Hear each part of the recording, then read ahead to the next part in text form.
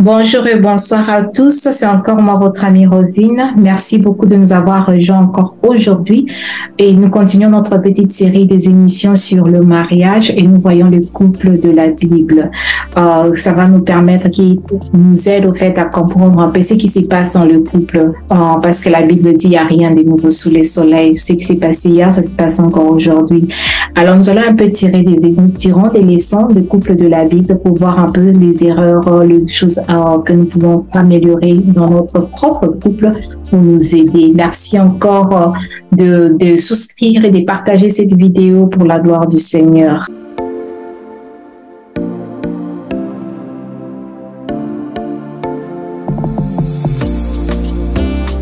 Avec beaucoup de chapeaux que nous portons par la grâce de Dieu. On est étudiante, on travaille aussi dans la société, on est mère, on est épouse. Le Seigneur nous fait grâce et en ce moment, on est en train de le servir pour sa gloire, pour aider les corps de Christ à gagner des valeurs chrétiennes et des valeurs morales qui vont nous aider demain par la grâce de Dieu. Nous faisons notre part et Dieu fait le reste.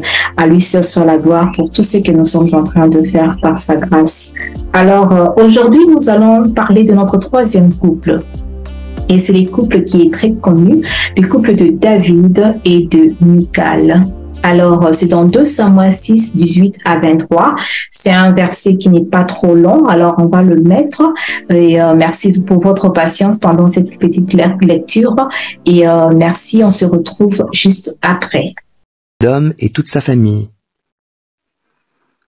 On fit savoir au roi David que l'Éternel avait béni la famille d'Obed-Édom, et qu'il avait fait prospérer tous ses biens à cause du coffre de Dieu. Alors David fit transporter le coffre de Dieu depuis la maison d'Obed-Édom jusque dans la cité de David, au milieu des réjouissances. Quand ceux qui portaient le coffre de l'Éternel eurent avancé de 6 pas, ils s'arrêtèrent, et l'on offrit en sacrifice un taureau et un veau gras. David dansait de toutes ses forces devant l'Éternel, vêtu seulement d'un vêtement de lin semblable à celui des prêtres. Ainsi, David et tout le peuple d'Israël transportèrent le coffre de l'Éternel en poussant des cris de joie et en faisant résonner les cors. Lorsque le coffre de l'Éternel arriva dans la cité de David, Michal, la fille de Saül, regardait par la fenêtre. Elle vit le roi David sauter et danser devant l'Éternel. Alors, elle conçut du mépris pour lui dans son cœur. On amena le coffre de l'Éternel, et on le déposa au milieu de la tente que David avait fait dresser pour lui. David offrit des holocaustes et des sacrifices de communion devant l'Éternel. Quand David eut achevé d'offrir ses sacrifices, il bénit le peuple au nom de l'Éternel, le Seigneur des armées célestes. Puis il fit distribuer des vivres à tout le peuple, c'est-à-dire à toute la foule des Israélites, hommes et femmes. Chacun reçut une miche de pain, une portion de viande rôtie et une masse de raisins secs. Après cela, chacun retourna chez soi. David rentra chez lui pour bénir sa maisonnée. Alors Michal, fille de Saül, sortit à sa rencontre et s'exclama : « Ah, vraiment, le roi d'Israël s'est couvert d'honneur aujourd'hui. Il s'est exhibé à demi nu aux servantes de ses serviteurs, comme aurait pu le faire un homme de rien. » David répondit à Michal : « C'est devant l'Éternel que j'ai manifesté ma joie, lui qui m'a choisi de préférence à ton père et à toute sa famille, pour m'établir comme chef d'Israël, son peuple. Je m'abaisserai volontiers encore davantage pour m'humilier. Néanmoins, je serai honoré par les servantes dont tu as parlé. » À la suite de cela, Michal n'eut jamais d'enfant jusqu'à sa mort. Nous y voilà. Alors, le couple de David et Michal. Nous allons un peu parler de qui est David. David, c'est un homme qui a grandi dans une famille qui craignait aussi le Seigneur. Et il a grandi avec des valeurs chrétiennes. Et David a été choisi par le Seigneur pendant qu'il était encore berger dans la berge. Donc, il s'occupait de brebis, de la famille. Et David, Dieu lui a fait grâce, il lui a pris de berger jusqu'à faire de lui un guerrier, qui pas n'importe quel guerrier, mais un chef de l'armée de Saül et qui gagnait toujours ses combats parce que Dieu était avec lui. Et voilà que ce David-là est devenu par après roi d'Israël. Donc, c'est un homme que Dieu a vraiment béni, a vraiment élevé. Alors, il a grandi avec cette gratitude-là, cette reconnaissance-là envers son Dieu. Et il le louait, le rendait de vos actions de grâce. Il ne se gênait pas. Il était vraiment humble. Il était vraiment quelqu'un qui aimait Dieu. Et c'est pourquoi la Bible l'appelle l'homme selon mon cœur. Dieu l'appelle plutôt, je m'excuse, l'homme selon mon cœur. Donc, nous voyons l'homme David qui est caractérisé d'un homme sage. Il avait la sagesse de Dieu. Un homme qui craint Dieu. Quand vous lisez l'histoire de David dans l'Ancien Testament, il avait vraiment la crainte du Seigneur. Et c'était un homme humble. C'est aussi un homme qui était très reconnaissant envers Dieu, comme je venais de le dire tout à l'heure. Et il a épousé une femme. La femme, c'était la fille du roi Saül, donc la fille du roi précédent, avant David. Et c'est une femme qui a grandi aussi dans la fille du roi, imaginez seulement, la fille du président. Donc aujourd'hui, on va parler de la fille du président, la fille de quelqu'un de très haut placé. Donc, elle a grandi vraiment dans la richesse. Et voilà que malheureusement, parce que pas tous les enfants de riches ou de gens haut placés sont comme elle, mais malheureusement pour elle, elle a grandi, mais dans la richesse, elle était orgueilleuse. C'est ça sa caractéristique. Elle était orgueilleuse, elle était méprisante, elle était gâtée par son père, la fille de papa. Elle vivait dans le passé. Quand vous lisez l'histoire, bien vous écoutez l'histoire de David avec Michal, elle vivait comme dans le passé. Elle n'était pas encore dans le présent. Elle était contrôleuse. Elle aimait bien contrôler les situations et les temps, que ça puisse se faire comme elle veut, pas comme d'autres personnes y pensaient. Et elle a aussi un peu d'amertume dans son âme. Donc, c'est un peu ça on peut la caractériser dans ce sens-là. Et rappelons-nous que les caractéristiques de la femme, comme nous sommes en train de parler de l'homme et de la femme dans le mariage, peuvent être interchangeables. Peut-être que dans votre couple, c'est l'homme qui a en fait ces caractéristiques et peut-être que c'est la femme qui a les caractéristiques de l'homme dans cette situation ici. Alors, on va voir un peu. La maladie de ces couples, comme nous venons d'écouter la lecture dans 2 Samuel 6, 12 à 23, la maladie de ces couples, c'est le manque d'unité spirituelle. La femme était complètement absente de la vie spirituelle de l'homme. Il n'y avait pas d'unité. David a grandi dans la crainte de Dieu. Il savait honorer Dieu, aimer Dieu, les choses de Dieu. Il savait faire des sacrifices, tout ça. Mais la femme a grandi en dehors de tout cela. Et même quand ils se sont mariés, ils étaient séparés. Pas d'unité spirituelle ni de foi. Et c'est pas facile. Et aussi, David avait épousé Michal au prix du sang. Bon, ça, on n'a pas mis dans la lecture là, mais quand vous lisez l'histoire, comment David avait épousé Michal, il l'avait épousé au prix du sang. Saül lui avait demandé d'aller tuer à peu près 200 hommes, donc les ennemis d'Israël, parce qu'il allait toujours en guerre. Alors, de ramener les organes génitaux de 200 hommes. Je m'excuse, mais c'est ce que la Bible en parle là.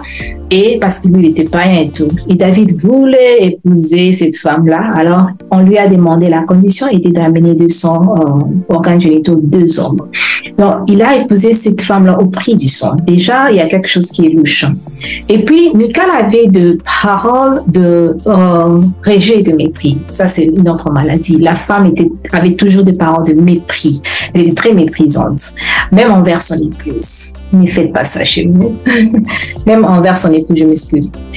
Et aussi, David manquait de tolérance. Imaginez-vous un guerrier, un homme de guerre, donc un soldat, un militaire, une police. C'est vrai qu'ils ont du respect, ils sont entraînés à avoir du respect, mais ils ont cet esprit-là de guerre en eux, des fois qui les rend aussi intolérants quelquefois.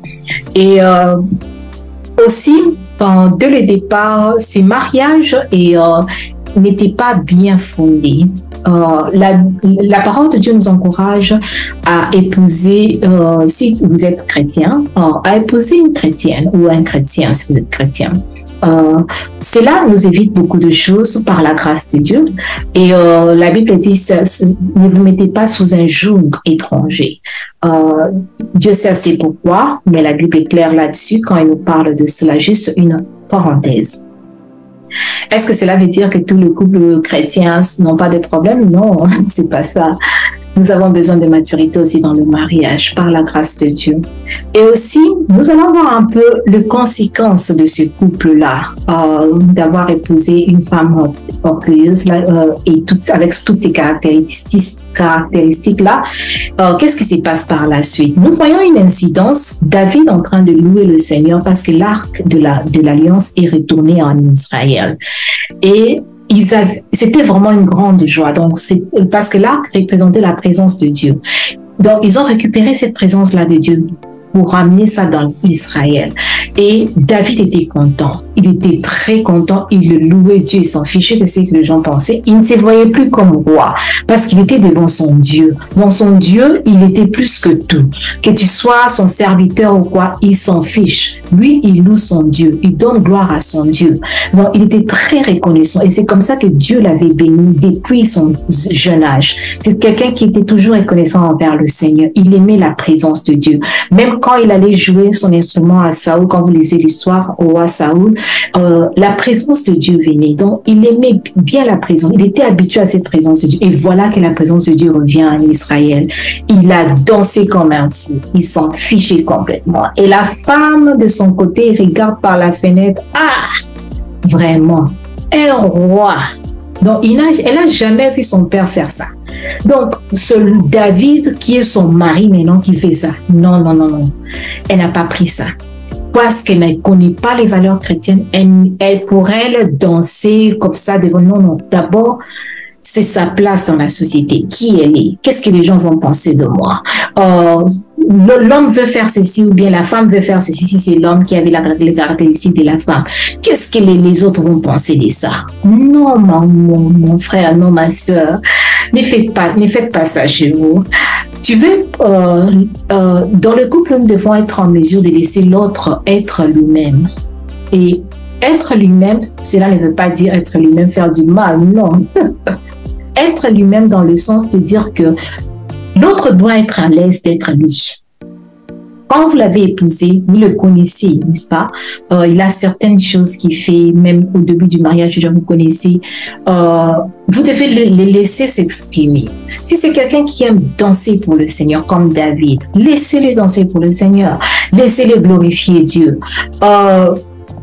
Et qu'il soit lui qui s'exprime. Parce que s'il ne sait pas s'exprimer chez lui à la maison, ou bien être lui-même en public dans le sens des choses normales, vous allez rendre votre époux ou votre épouse hypocrite à vos yeux, parce qu'il va se retrouver en train de le faire peut-être ailleurs quand vous n'êtes pas là. Et là, c'est pas bien. Là, il y a déjà la communication et beaucoup de choses vont être endommagées dans le couple. Laissez l'autre être elle, être lui dans le foyer. David s'exprimait, c'était ça sa vie. Et la femme de David, Michal, savait qui il avait épousé. Un roi, il est devenu roi, oui, bien sûr, mais il a un passé. Il a son histoire avec Dieu.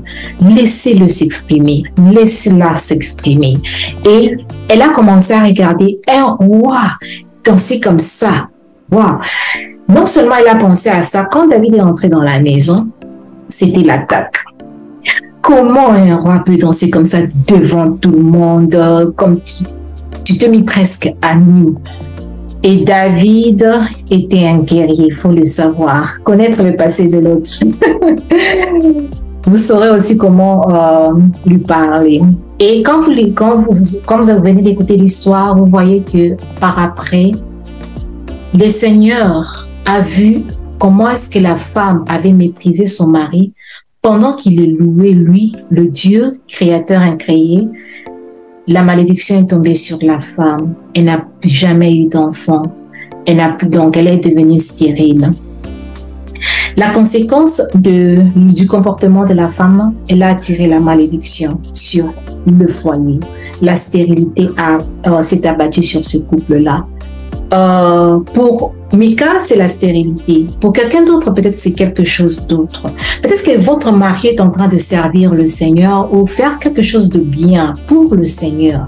Mais pour vous, vous regardez, qu'est-ce que les gens vont dire, qu'est-ce qu'ils vont penser.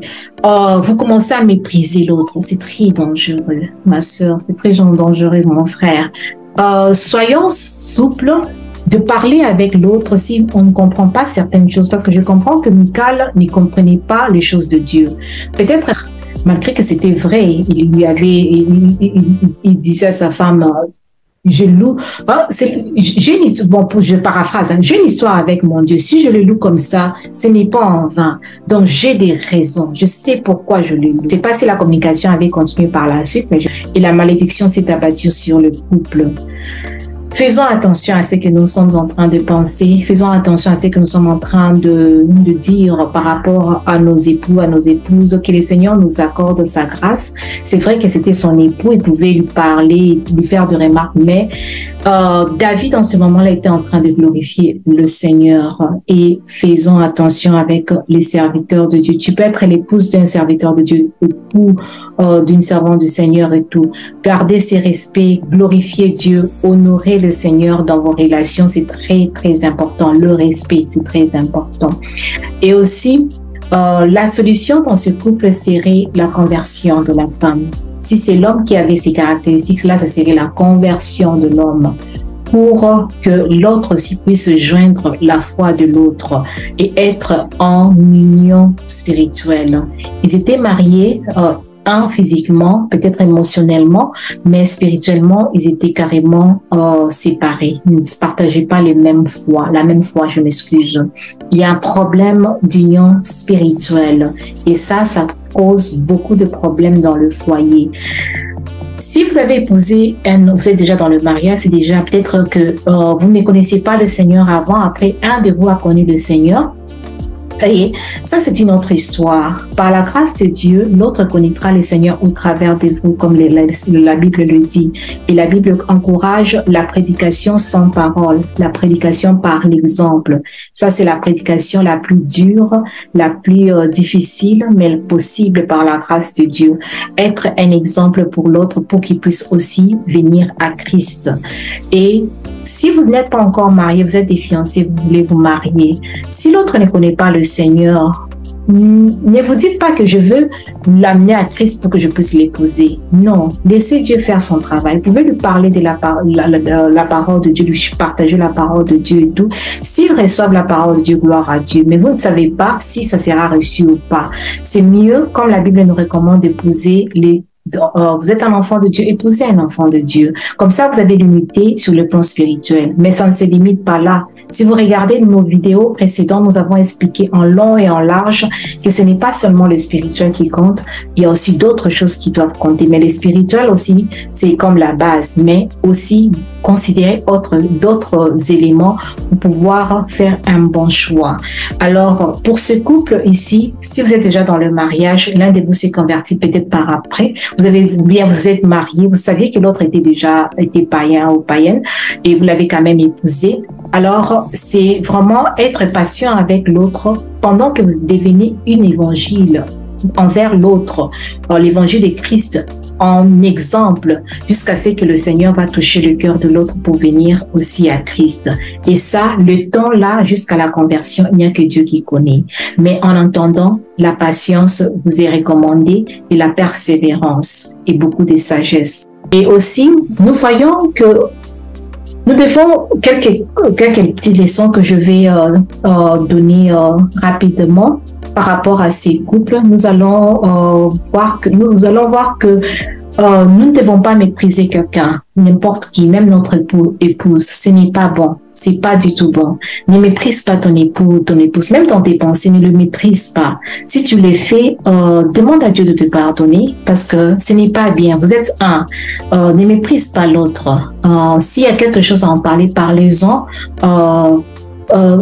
Aidez-vous mutuellement parce que vous vous mariez pour devenir meilleur. Quand on regarde votre mariage, on ne voit pas que l'homme, on ne voit pas que vous, la femme, on voit vous tous. Vous faites un. Donc, si vous méprisez l'autre dans vos pensées, ça finira par les paroles. Et quand ça finit par les paroles, vous en parlerez à quelqu'un d'autre dehors et ça n'amène pas le fleur dans votre couple, ça amène le mépris sur vous-même. Alors, ne méprisons pas nos conjoints, nos conjointes. Saül a été rejeté par Dieu parce qu'il avait craint les hommes.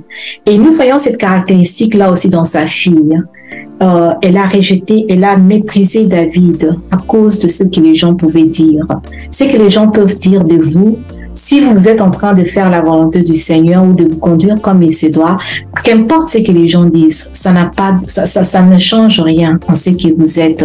Nous devons être en mesure d'être des gens qui ont de caractère bien basé sur des principes. Qu'importe ce que les gens disent de moi, je continue à faire ma vie, je continue à soutenir mon mari ou ma femme. Je ne dis pas dans le mal, mais soutenir, donc être toujours dans l'harmonie avec mon conjointe.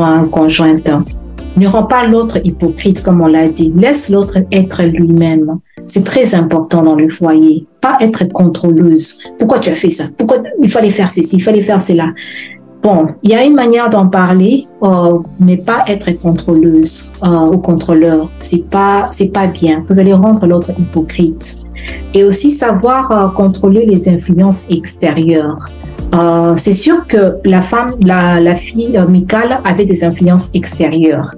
Peut-être un groupe d'amis qu'elle avait qui pouvaient parler de ça. On avait vu ton mari, ceci, cela. Il faut savoir contrôler ces influences-là. Vous ne devez pas vous laisser influencer par n'importe qui ou n'importe quoi. Vous devez avoir des valeurs dans la vie. Parce que c'est là, si vous laissez n'importe quoi vous influencer, ça peut gâter l'harmonie de votre couple et détruire votre foyer. Et vous aurez que vous-même pour blâmer par après. C'est un peu ça qu'on peut parler ou partager aujourd'hui sur ce couple, mais je suis sûre que quelqu'un d'autre a reçu aussi une autre leçon que moi je n'ai pas citée, mais que le Seigneur vous bénisse abondamment. Nous allons voir notre prochain couple, le 4e couple, et à la prochaine. Que le Seigneur vous bénisse.